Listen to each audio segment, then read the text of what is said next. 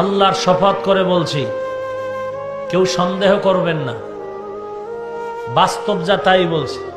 50,000 টাকার মান্ডি আমার টেবিলে রেখে বলে, হুজুর কত চান?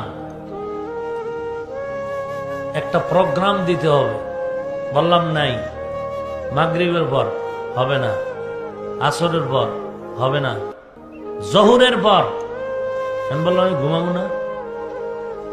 কথা হেলিকপ্টারে, কিতে হেলিকপ্টার। আমি বললাম অফিসে কাগজ লেখা আছে হেলিকপ্টারে প্রোগ্রাম দেওয়া নিষেধ।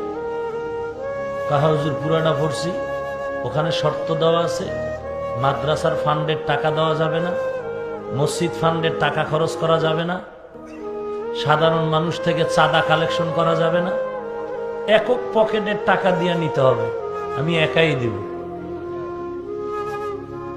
কথাগুলো কিন্তু খুব জরুরি।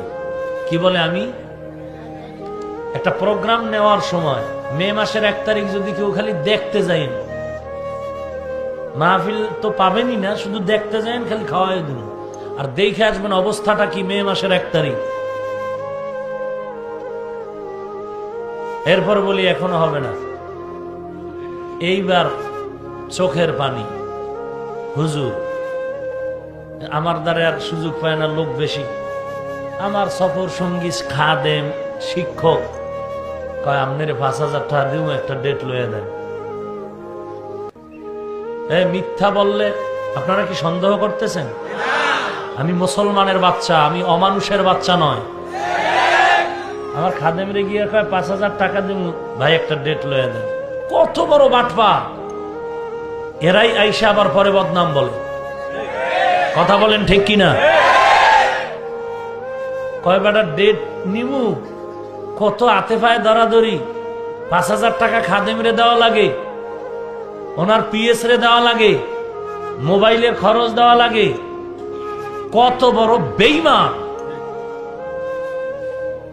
তোর কাছে তো চাই নাই, তুই তো খাদেমের ভাও ধরে খুলি 5,000 দিমু দে। আমি এই যে 2 তারিখ ডিসেম্বরের চাঁদখিল একটা মাহফিলে যেতে পারিনি, এবং মাগরিবের পরে ছিল চাঁদপুরে শাহাতলি,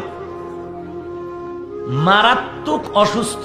জোহরের পরে প্রোগ্রাম যাত্রাবাড়ি দাওয়াতুল হকের ইজতেমায় মুফতি মিজানুর রহমান সাইদ দামাত বারাকাতুহুম আমাকে বারবার বলছে আপনি আসবেন, জোহর পরে হুজুরের সাথে একটু দেখা করে যাবেন।